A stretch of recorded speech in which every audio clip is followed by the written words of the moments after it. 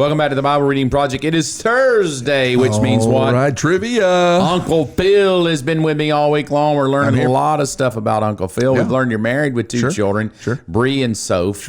Sofa Lofa. Yeah. And we found out that your hobbies are eating and missions. Yeah. And your wife's hobbies were missions as well. Wants to go back to Cairo. And she's a teacher.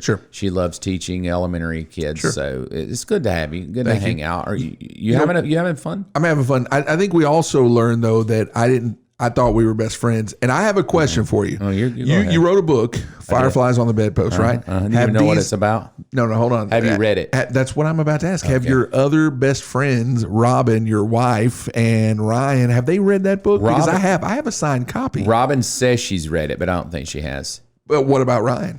I bet he hadn't. See, Ryan I'm the doesn't only even read. one. That's what I'm matter saying. of fact, right? Let's call him right now. If Ryan has not read, I take over. Fireflies on the Bedpost. You can have the BFF spot. Okay. But I'm gonna Venmo you $25. I don't need the Venmo. I just want the title of best friend. Okay, so That's all I asked for. Call Ryan Holdeman. Joey, you good with that? $25 on the line. I've read it. Joey said $25 on the line. He's read it.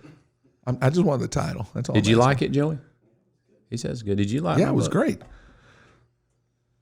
I even gave a couple copies away. What up?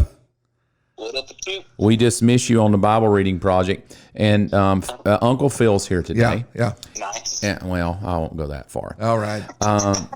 But he's trying to take my BFF spot away from you. And I told him that it's never happening. He's bitter. He's like, I thought I was your BFF. And I'm like, no. I'm upset. He's upset. And I'm like, you're never gonna have the spot. Never gonna do it. I said, maybe if you book the cruise with Ryan's mother, we might let you come on it. But I said, you're never taking cute Ryan's spot. Cute Ryan is Cute the dude. Ryan? Cute Ryan. Oh my Man, gosh. he is the dude. But here's what Phil said, and it was pretty good. And I said, I'm going to call him and see.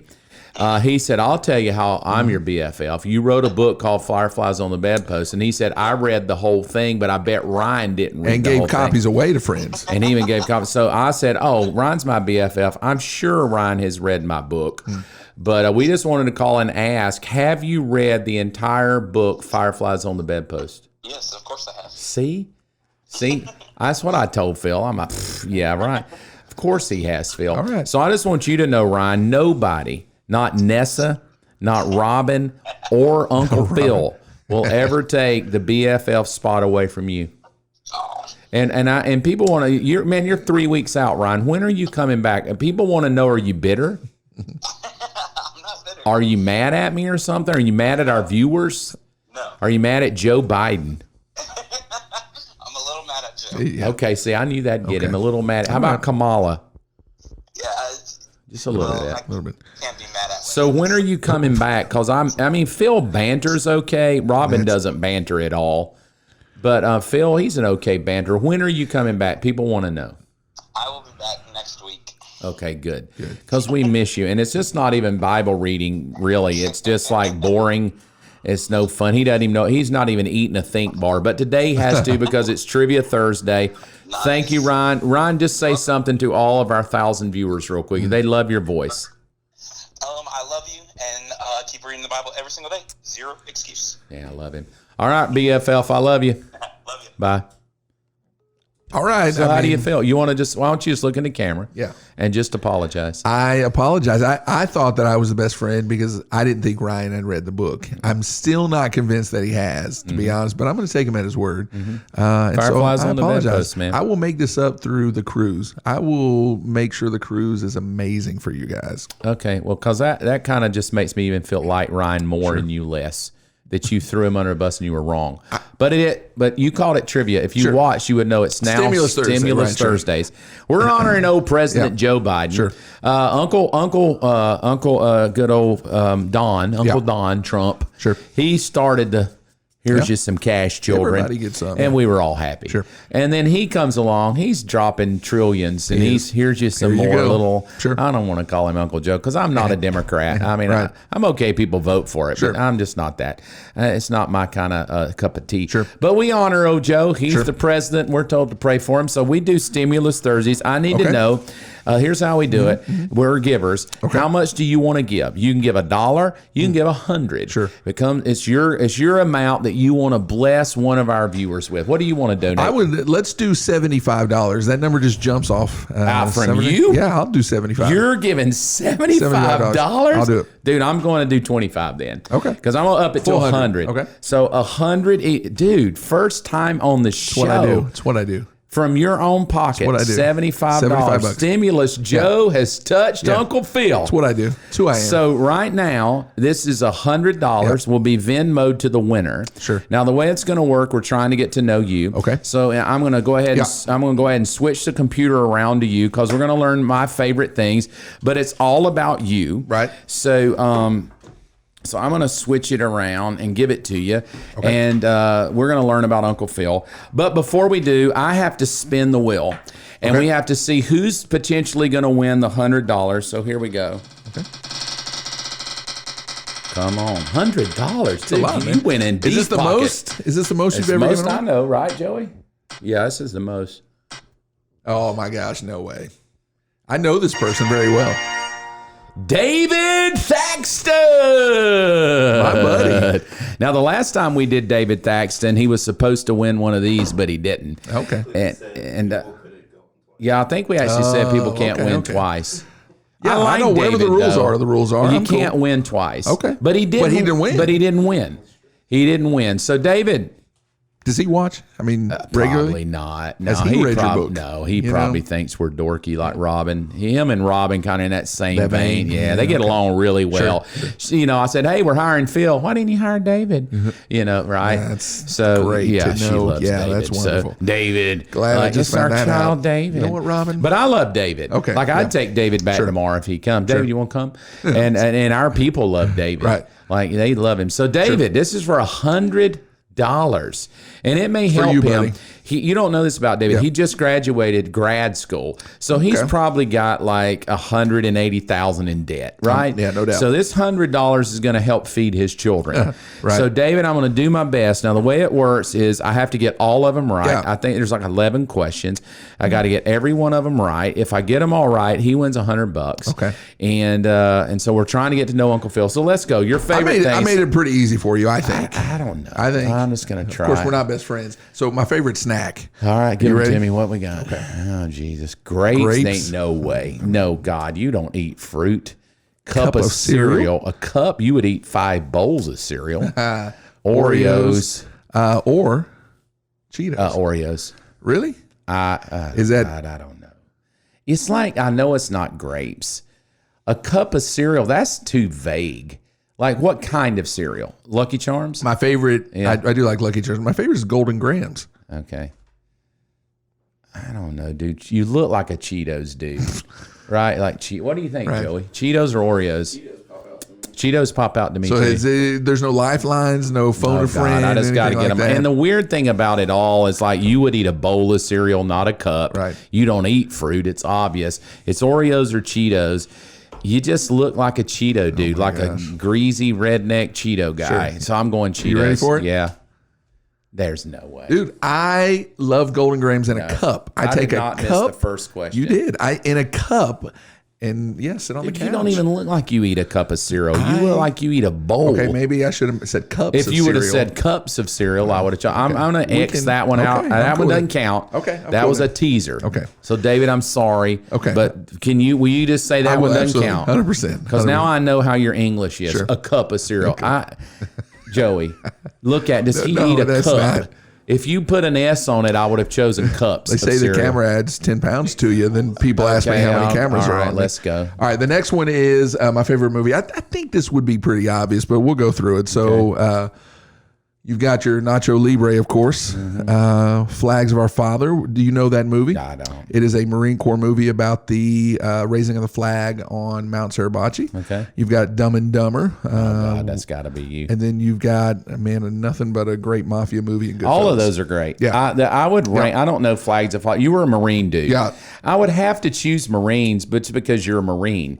But it's not. Dude, if it's not Dumb and Dumber, I'm quitting. I'm quitting right now. now. I know you. I'm going Dumb and Dumber, 110% Dumb and Dumber. Yeah, man. How can it be anything else but Dumb and Dumber? I tried to make no that way. one hard because I like Nacho, Libre, and the Flags and stuff. But man, So I want to ask you a question. Yep. All right, and you're gonna have this shooting from the cuff. Okay. Will you come over tonight and watch Nacho Libre? Yeah, 100%. Because Robin hates it. No, I still love the movie. Yeah. Okay, will you come over tonight? Yeah. All right. Will come Robin over watch it tonight. with us? I don't care. I'm I'll say, hey, woman, get in the over here. bedroom. Yeah. I won't say that she- there. Oh, But here she doesn't watch the show. All right, so I'm 1 for 1. All right, you're 1 for 1. The Because next, the first was a gift. Yeah, it was you a gift. gave it. Yeah, you graced me. the next one is classic TV shows. All right, I probably already know. Let's see. MASH, great. Alf, if you remember Alf. I do. I watched it. The A-Team, Oh, God. or the Hulk. Definitely not the Hulk. Alf, yeah, you would like that. It's A-Team or MASH. MASH is your personality. If I'm just going to say, if you want to know Phil Anderson's personality, Watch it is MASH. watch MASH. Oh, man. You are the MASH personality. But A-Team, man, that's just so Dun, dun, you. dun, dun. Yeah, I'm going A-Team. You sure? No. God, the Hulk, you're lying. No. So here I have a story behind the Hulk.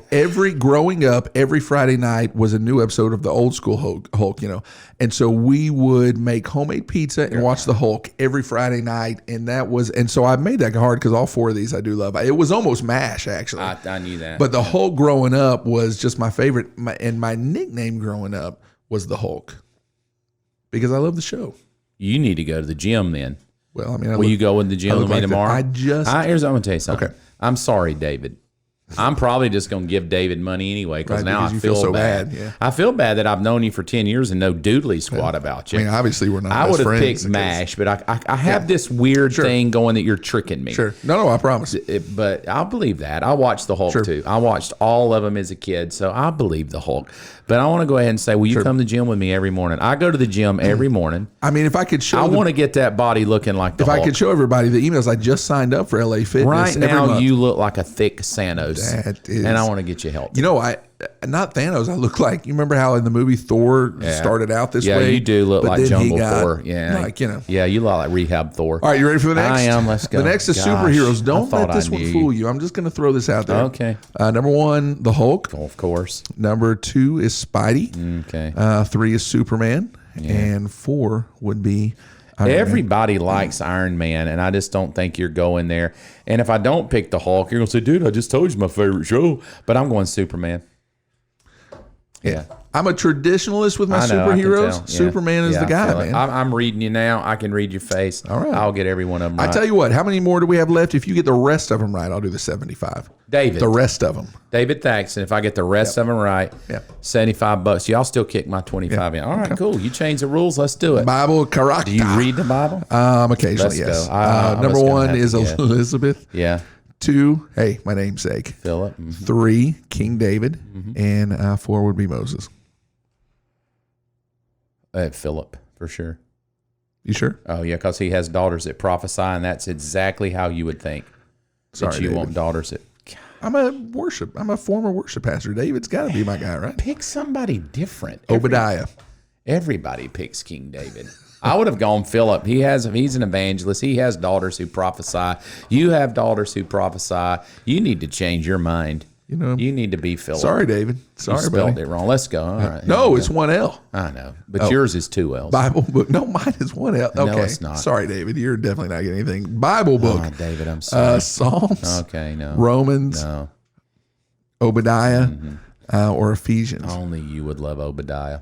Only you. No other human on the planet would love Obadiah. I was on a but radio you. show a couple months ago when they asked me my favorite book, and I just straight face said Obadiah, and there was silence after. Yeah, it's you. You're Obadiah. Are you going with Obadiah? Oh, yeah. You're going to put Ephesians to trick me, but it's Obadiah. No, I'm a former worship leader. It's got to be Psalms, y'all.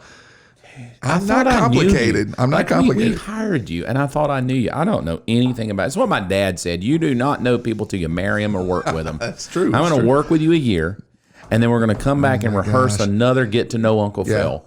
I flunked royally. Yeah. I can't believe it. I'm not a complicated person. Yeah, you are. You're just super calm. David, I'm You sorry. sound like Alicia now. All right, Okay. one more. No, there's this one and another one, 2 more. I already know this one. Go ahead. Vacation spot. I got it.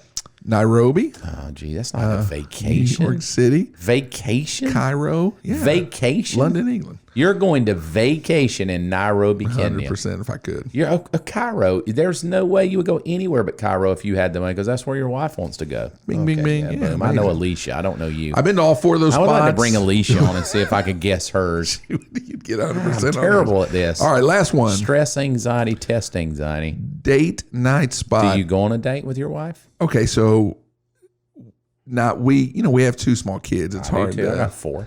Well, not small. They're So I still have Grown. to support them. They all live in my house. That's true. All right, number 1, Okay. Taco Bell. That's you. La Meridian in Cairo.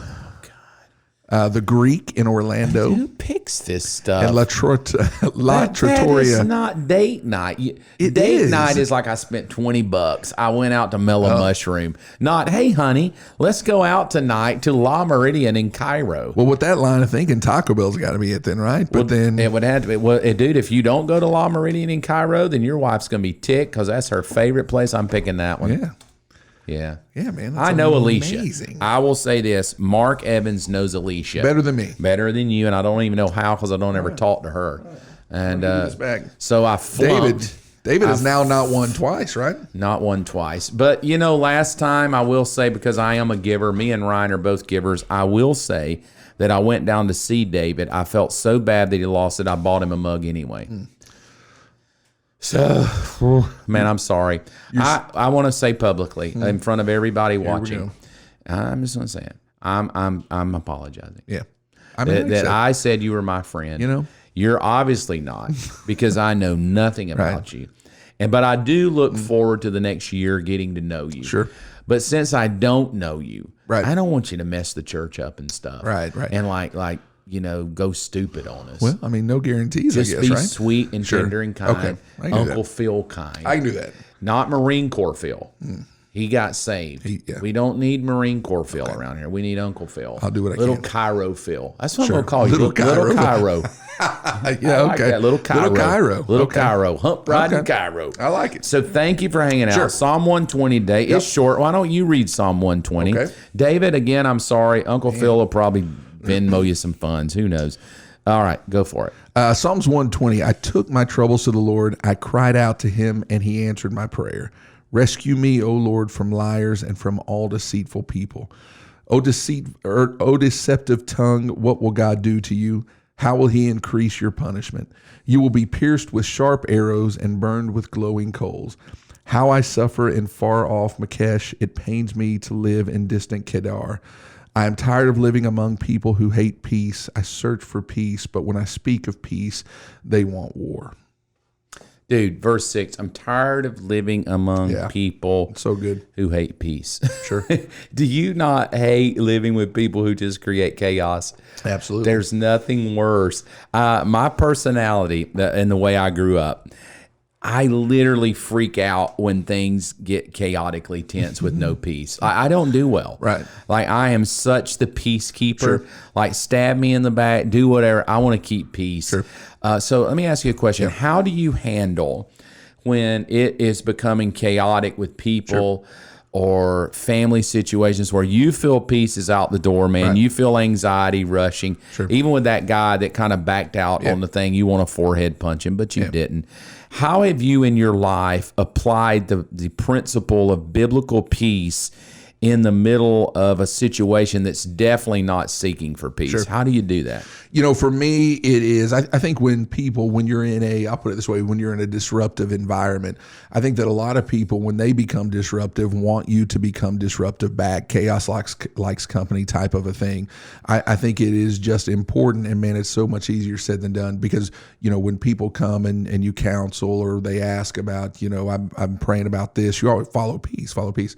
It's so much easier said than done, but just really to keep your cool around disruptive people, because they feed off of that disruption when you come to their level. And so for me, it is staying calm and content in every situation.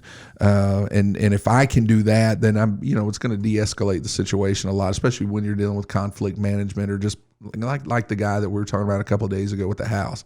I want to punch him, but when I talk to him or deal with him, I'm going to be very gentle and peaceful. So for me, it's very practically for me to keep my cool, which is hard for me because I'm an aggressive guy, And I think for me, it's to stay as cool, calm, and collective as I can in those situations. How do you do it in your family? You're married with 2 children. How do you practically, as a husband and a dad, keep peace in a family? Communication has to be the number one thing. Even when it becomes disruptive, or you get in one of those marital arguments where you're like, oh my God, where she's like, oh my God, why did I marry this guy? I think communication is the key, because a lot of times when we get in those disruptive situations, we become silent. Right. I'm just not going to deal with it. I'm not going to deal with you. I'm just going to walk away. And maybe sometimes that's the thing to do. But I think communication is the key in everything that you're going to do. You're going to have to talk. You're going to have to look at them in the eye and communication with my kids. So you and Alicia, let's say you have an argument. Yep. Are you the guy that will you apologize even if it's not your fault? So when we first got married, I learned a lot about myself. I would just kind of walk away and not communicate and just whatever, and give me 3 days. I always say, give me 3 days, death, burial, resurrection. I'll come back after that third day and be fine. And I've learned that in just my situation, that drives Alicia up a wall. And so I have learned to kind of be that guy that says, hey, I'm sorry. And listen, I've had to come back quite a few times, not just in my marriage, but in ministry, to the guys that I minister to in my group or whatever. And I've stood in front of them, to be honest with you, quite a few times. Is it hard for you to apologize? I have found that it is not really, because I don't, it's hard to say this and people think, yeah, whatever, everybody, but I don't really have an ego when it comes to kingdom and church. And so when I know that I messed up and I know that it's my fault, especially when I know that I didn't keep my cool in that situation. I know I've stood in front of my whole choir and praise team and music department before and had to apologize for, something that I've said or just kind of, I got out of hand right there. And I found it's really not. I'm cool, especially when it comes to church and kingdom thinking. That way. But in marriage, the same way with kids when they get disruptive. Communication and is the key for me. The way I've tried to do it practically in my life and home is that verse where the Spirit of the Lord is, there is freedom. Yeah, sure. I think that's kind of peace for me. Like freedom is peaceful. Yeah. Because that's when I know I'm truly free. Is this when I'm at peace, right? So the way I've tried to keep peace is this way. I always praise God when I feel the peace leaving. I try to become thankful. Right, I'm anxious about something. I feel, man, here goes the anxiety's raising up. I try to slow myself down and go, let me just be thankful. And so I do Thanksgiving. One of the way that I keep peace is I'm quick to apologize.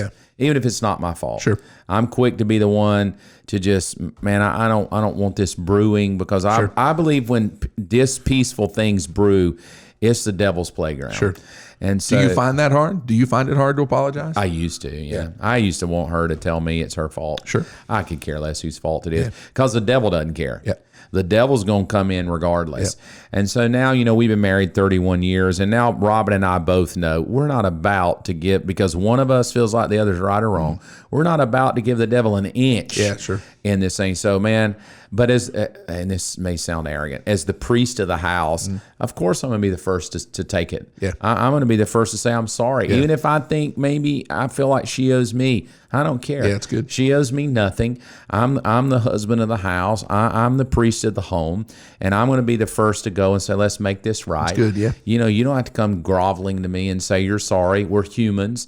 We both know we can blow it. We both know we can mess up. But the thing I love about Robin and I now, we got 31 years under our belt. We're both just good to say that. We're both just good to go, I'm sorry too. And I think once a couple comes to that place of we're both just good to take it, because us together is better than us trying to be who's right. And so I think that's kind of how I've done. Just be thankful and apologize, and I think togetherness is better than not being right. Thank you for hanging out with us today, dude. I'm sorry I don't know you. I'm going to try. I'll do my best. I flunked.